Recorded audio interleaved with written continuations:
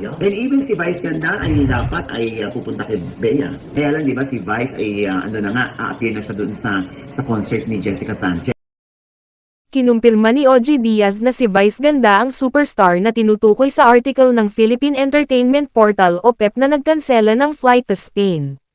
At dahil dito, ay makakapag-guest siya sa concert ni American Idol winner, Jessica Sanchez, ngayong buwan ng Mayo. Isang sikat na abogado, na si Wilfredo Garrido ay may mensahe sa bride-to-be na pinaghihinalaan ng publiko na si Bea Alonzo. I quote, "Dear bride-to-be, you were ready to sign the prenup, but then they added provisions that had nothing to do with property relations. You had every right to refuse. That no longer looks like a prenup but more like a life sentence. For example, it's not right that you are required to live with the in-laws. Neither is it fair to ban either party from raising their voice. What if you need to let off steam? But the most problematic, the deal breaker, the poison pill, is the provision that in case of separation, you give up custody of your young children. You are giving away a primal, fundamental right, which is probably illegal to waive without court approval. It is best to walk away from a lifelong bondage. Your refusal to sign is admirable. They can show their prenup. Forget the wedding. It doesn't diminish you. Bravo." End of quote. Nabanggit pa ng abogado ang nangyari kay Maggie Wilson na hindi na nakakasama ang anak mula nang maghiwalay sila ng kanyang dating billionaire husband na si Victor Consuhi. Anya, you need to talk to Maggie Wilson to know how it feels to lose one's children to the stronger party. Isa sa pahabol na kondisyon umano ng magulang ni Vincent ay kung sakaling haantong sila sa hiwalayan, ay sa pamilya ng lalaki mapupunta ang mga bata. Si Attorney Wilfredo Garrido ay isa sa mga abogadong humahawak ng high-profile legal complaints ng bansa. Saan nagsimula ang blind item na ang pinaghihinalaan ay sina Ferdinand Vincent Co at Bea Alonzo ang tinutukoy. Ayon kay OG Diaz, nagmula ang blind item sa news online na bilyonaryo.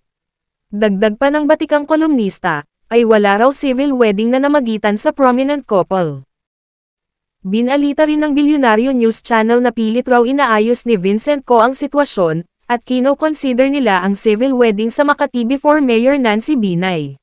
Despite the issues, the groom is still working to push through the wedding. Kino-consider din daw nila na mag-civil wedding ceremony na lang before Makati City Mayor Nancy Binay. Sa balita ng bilyonaryo channel at ayon sa source ni OG Diaz, ay wala ngang civil wedding na naganap noong Abril. Di ba meron din kumalat na balita na kasal na sila dito sa Manila bago pa mangyari yung ano? Ayun nga, di ba ni-report yan ni Fashion Police? Oo. Sabi naman ng isang source ko naman, parang wala rin namang daw nangyaring kasalan. Kasi kung kasal na sila rito, edi binded na sila. Edi husband and wife na sila. Oo nga. So, parang mababaliwala yung blind item na kasi ayaw pumirma ni Bea sa prenup. Kasi kasal na nga, di ba? Sabi ng source ko, hindi totoo na kasal dito. May lumabas na larawan ng pamilya ni Bea, na nakarating na di umano sila sa bansang Spain. Spekulasyon ng mga netizens ay baka itinuloy na lang nila ang kanilang flight, dahil sayang naman raw ang nabayaran na tickets. At ayon sa mga taga-suporta ng couple, ay tuloy naman pala ang kasalan, sinisiraan lang sila ng mga fake news. Pero may mga netizens na hindi convinced, na baka old pictures raw ang lumalabas ngayon sa social media. Nakakalakad na raw kasi ng maayos ang ina ni Bea, pero sa mga larawan ay nakasakay pa rin daw ito sa wheelchair. Si Dimples Romana na malapit na kaibigan ni Bea Alonzo ay nag-update sa kanyang Instagram story na kasalukuyan silang bumibiyahe kasama ang kanyang asawa, sakay sa business class. Hindi man binanggit ni Dimples ang lokasyon, pero spekulasyon ng mga netizens ay Spain ang destination ng aktres. Ang biyahe ni Dimples ay naging palaisipan na tuloy pala ang kasal. Hindi rin maiwasan na mabanggit ang ex-boyfriend ng A-list actress na si Dominic Roque, sa tuwing mapapag-usapan ang prenuptial agreement.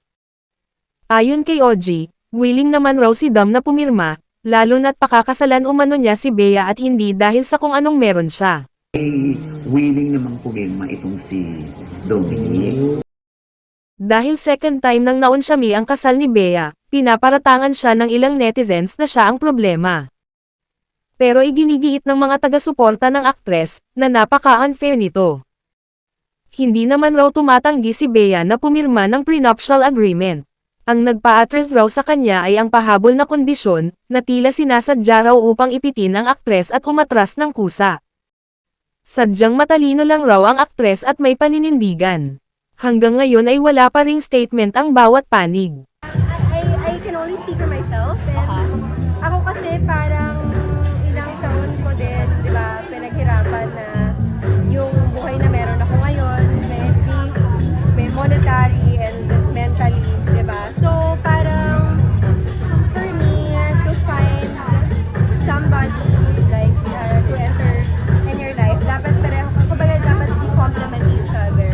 So lifestyle-wise, ganun pa din, pero siguro parang mas lang, mas kalma. Ayun, iko-compliment ko lang kayo sa inyo. Thank you. Pero mas simple. Kung bago ka pa sa channel ko, ay huwag kalimutang i-like, subscribe, i-share at magkomento.